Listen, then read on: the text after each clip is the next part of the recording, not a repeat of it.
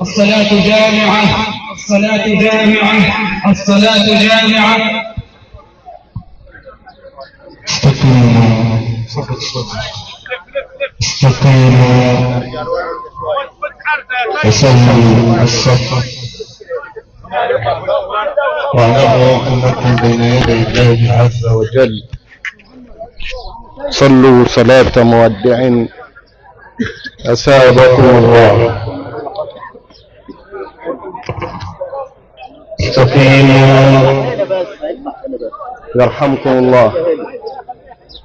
القبلة ناحية اليسار، القبلة ناحية اليسار. ايوه كده، ايوه تمام. القبلة ناحية اليسار.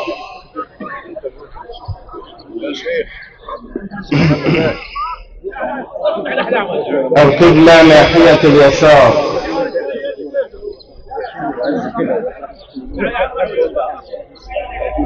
استقيموا يرحمكم الله. صلوا صلاة مودعين واعلموا أنكم بين يدي الله عز وجل. صلوا صلاة مودع. استقيموا.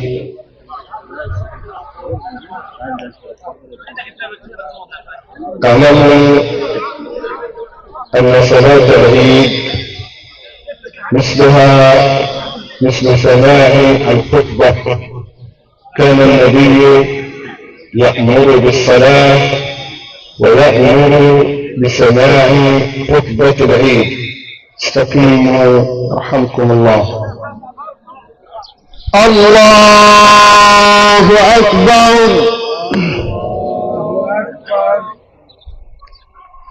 الله أكبر. الله أكبر. الله أكبر. الله أكبر.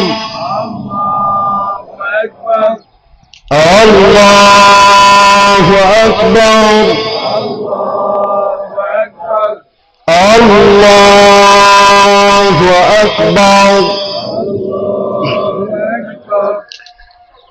الحمد لله رب العالمين الرحمن الرحيم مالك يوم الدين. إياك نعبد وإياك نستعين. اهدنا الصراط المستقيم صراط الذين أنعمت عليهم غير المغضوب عليهم ولا الضالين.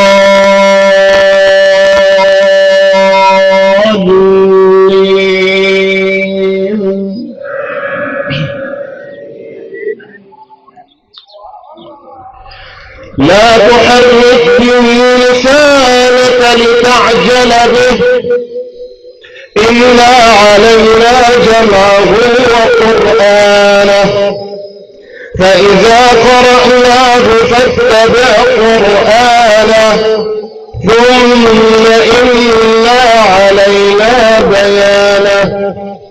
كلا بل تحبون العاجلة وتذرون الآخرة وجوه يومئذ ناظرة إلى ربها ناظرة ووجوه يومئذ باسرة تظن أن يفعل بها فاقرة.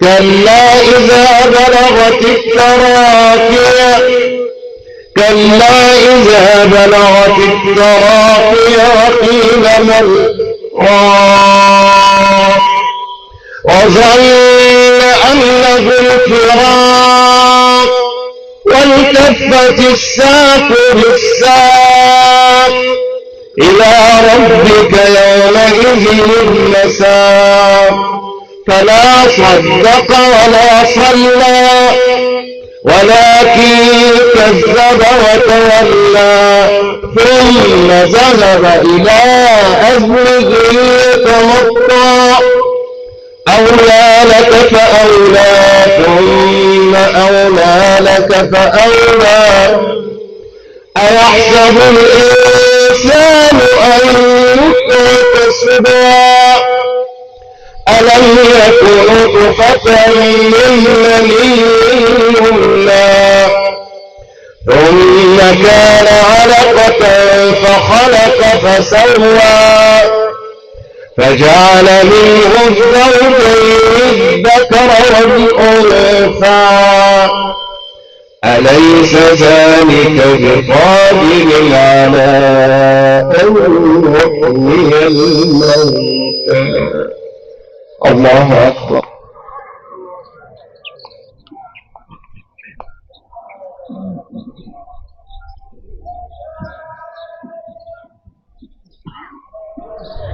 سمع الله لمن حمده. الله أكبر.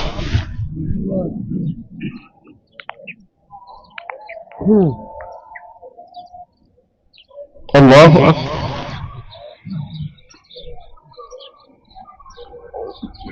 الله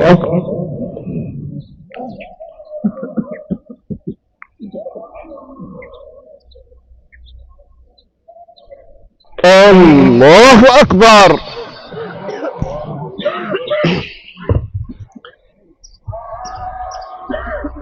الله أكبر. الله أكبر.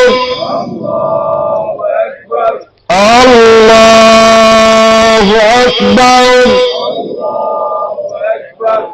الله أكبر. الله أكبر.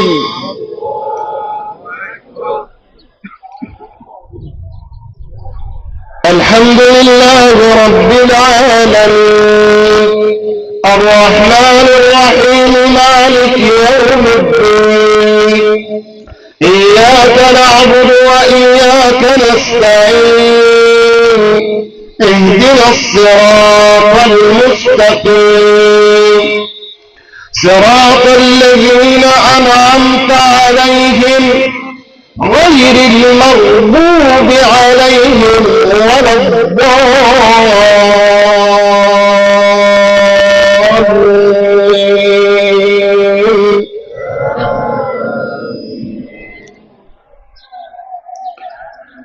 إن للمتقين مفازا حدائق وأعنابا وكواعب أترابا وكأسا دهاقا لا يسمعون فيها لغوا ولا كذابا جزاء من ربك عطاء حسابا رب السماوات والأرض وما بينهما الرحمن لا يملكون منه خطابا يوم يقوم الروح والملائكة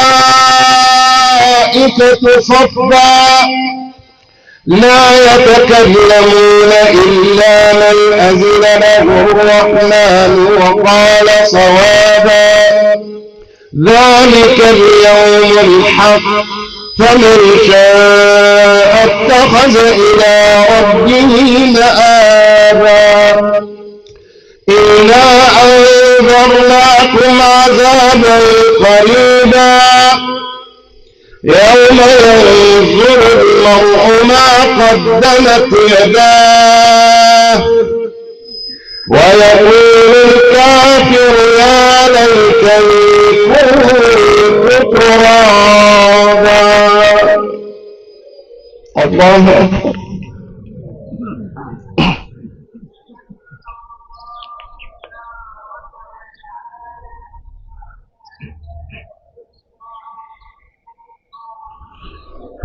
سمع الله لمن حمده. الله أكبر.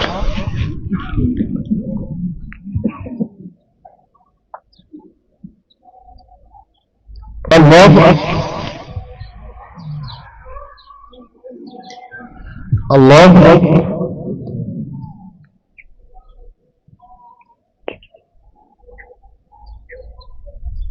الله أكبر.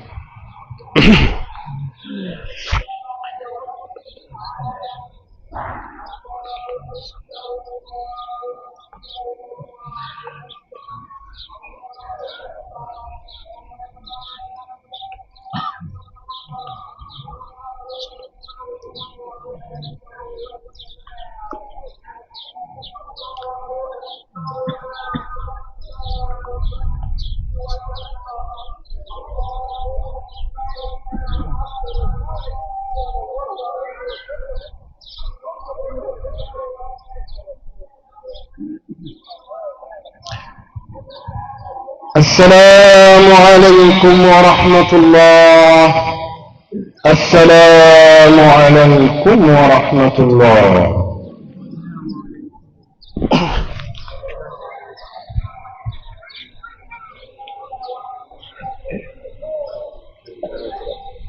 الحمد لله رب العالمين.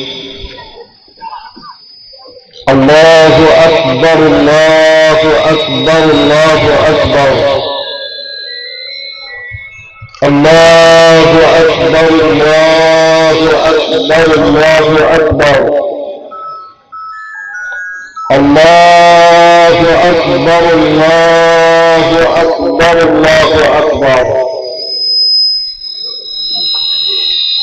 الحمد لله رافع السماء بلا عمل.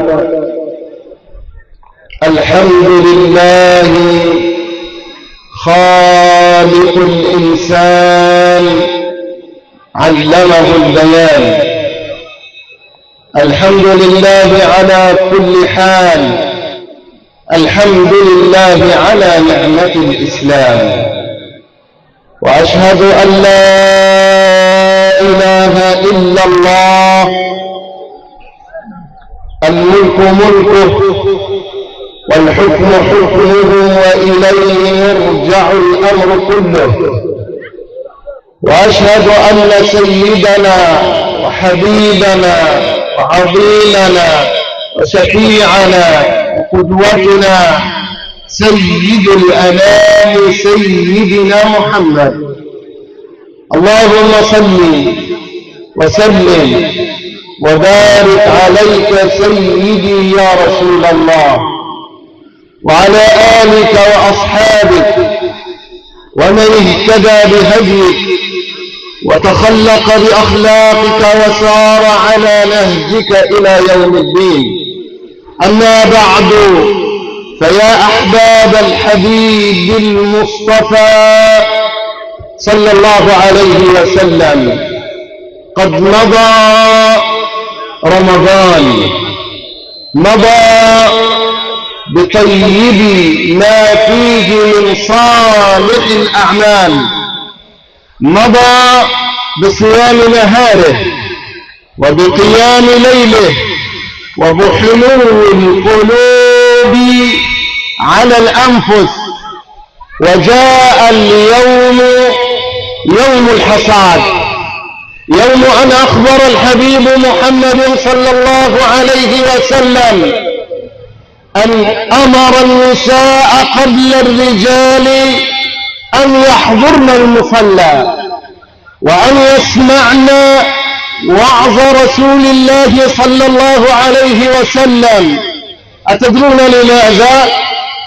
لإدخال البهجة والسرور على جميع الناس أجمعين حتى النساء، حتى قيل أن النبي صلى الله عليه وسلم أمر النساء الحائضات أن يحضرن المصلى ولا يصلين مع الإمام، بل يجلسن يسمعن الخطبة كما أمر النبي صلى الله عليه وسلم. العيد أحباب رسول الله صلى الله عليه وسلم للتراحم والتواصل، ليس لمظهر أن تأتي الآن أنت فرحان أنت جيت صليت. طيب أين سماع خطبة النبي صلى الله عليه وسلم؟ العيد حاجة واحدة، الخطبة والصلاة يكمل بعضهم البعض. إن مظاهر العيد أحباب رسول الله أن يكون الإنسان سعيدا في يومه ويسعد غيره. مش أنت تبقى سعيد بس وتسيب الأولاد وتكسر بساطهم. سعادة الأطفال من سنة حبيبنا محمد. دخل رسول الله صلى الله عليه وسلم كما تعلمون ومعه سيدنا عمر، فرأى الصبيان يلعبون بالعهد، يعني كل واحدة بتعمل للولد الصغير اللي عامل عروسة واللي عامل جمل. فنهرهم سيدنا عمر رضي الله عنه: أمزمارة الشيطان في بيت رسول الله؟ فقال الحبيب صلى الله عليه وسلم: دعهم يا عمر فإن اليوم يوم عيد.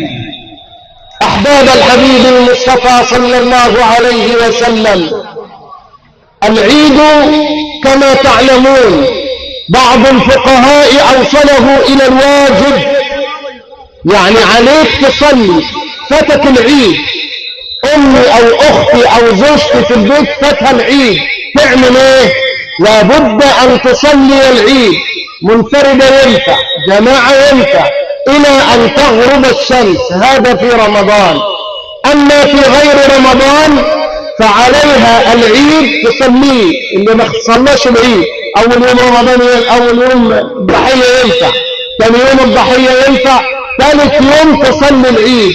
هذا بعض آراء العلماء. أما عن هذا المنهج وهذا المنظر البديع الجميل الذي خرجت القلوب بدون أن تدعى، خرجت تبتغي وجه الله عز وجل، خرجت تنفذ أمر ربها، خرجت تنفذ سنة حبيبنا محمد صلى الله عليه وسلم، طائعة مختارة غير مجبرة.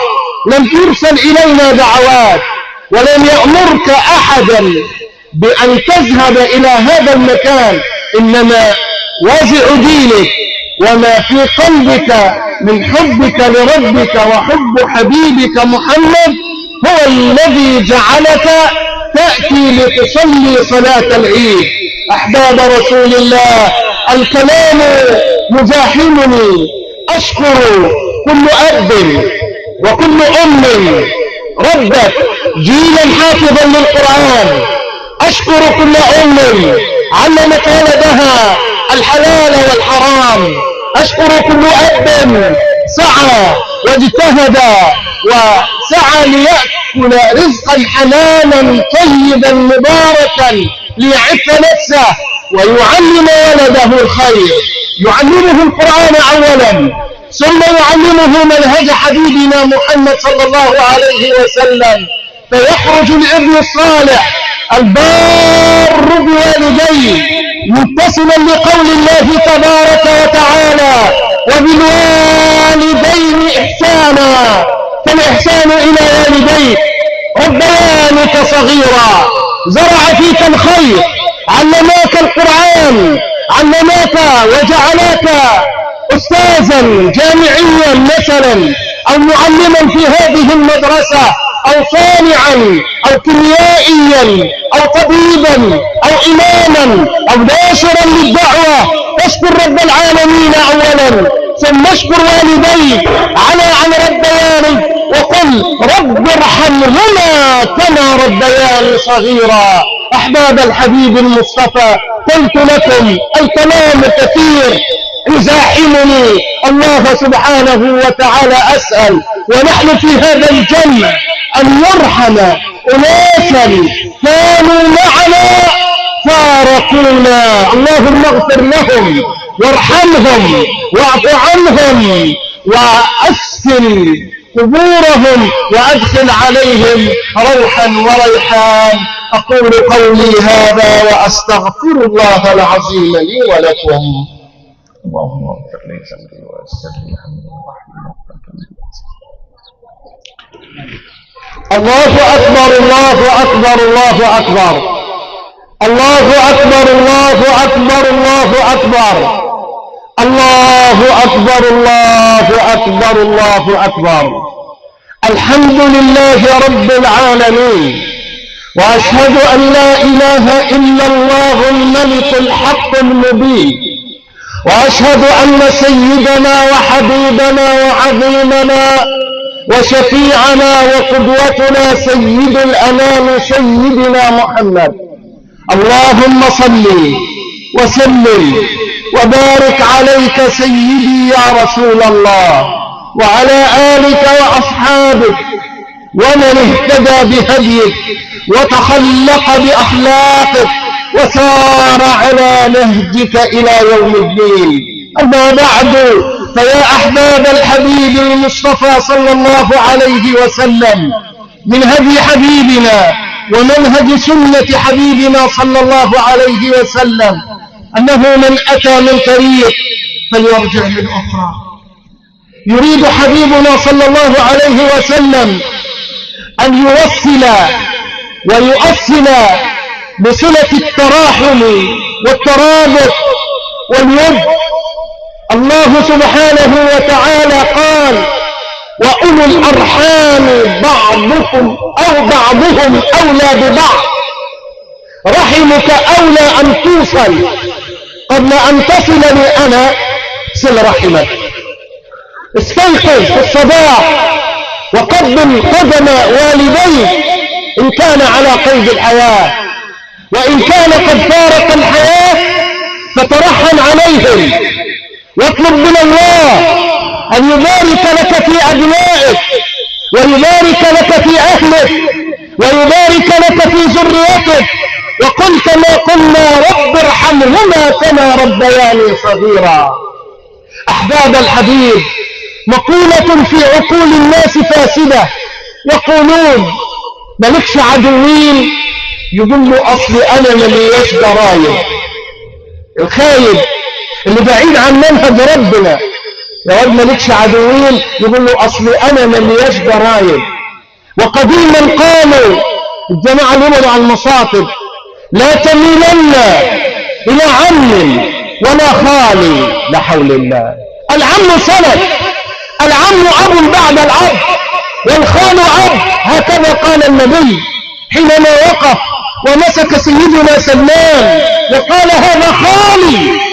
تخيل ان النبي بيمسك واحد من الصحابة ويقول: هذا خالي. يتباهى النبي ويفتخر بأنه خاله. هذا خالي. فليرم امرئ خاله. انت الآن قليل من الناس وكثير من الناس يغلق عليه بابه: فلا دوشة، ما لسه اروح ولد عم. فالناس التعبانة يقول لك ايه: ولا تميلن الى عم ولا خال، فكم عم اتى منه غم، وكم خال من الخيرات خالي. ازاي ده ربنا سبحانه وتعالى جعل وخلق الانسان ليتواصل من نفس واحدة، من نفس واحدة. ليه يا رب؟ لتعارفوا. ليه يا رب؟ إن أكرمكم عند الله أتقاكم. ما قالش مصليكم، ما قالش أغناكم، ما قالش صاحب المنظر والجاه ولا الصلة ولا السمع. لا، إن أكرمكم عند الله أتقاكم. فقولوا عند حسن ظنكم، عند حسن ظن ربكم، وكونوا عند حسن ظن حبيبكم محمد صلى الله عليه وسلم، حتى تسعدوا وتنالوا شفاعة الحبيب. الله سبحانه وتعالى أسأل أن يغفر ذنوبنا، وأن يستر عيوبنا، وأن يرحم أمواتنا. اللهم تقبل منا صيامنا وصلاتنا وقيامنا ودعاءنا وركوعنا وسجودنا يا رب العالمين. اللهم لا تحرمنا جميعا من شفاعة الحبيب محمد. اللهم لا تحرمنا جميعا من شفاعة الحبيب محمد. اللهم بيض وجوهنا يوم تسود الوجوه. اللهم بيض وجوهنا يوم تسود الوجوه.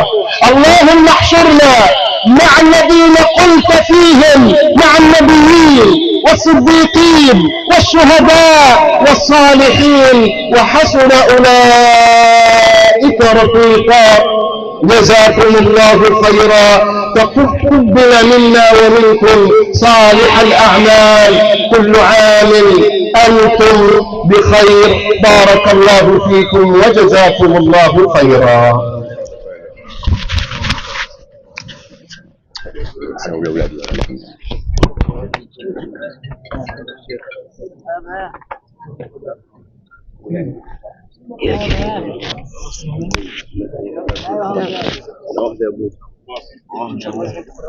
ايوه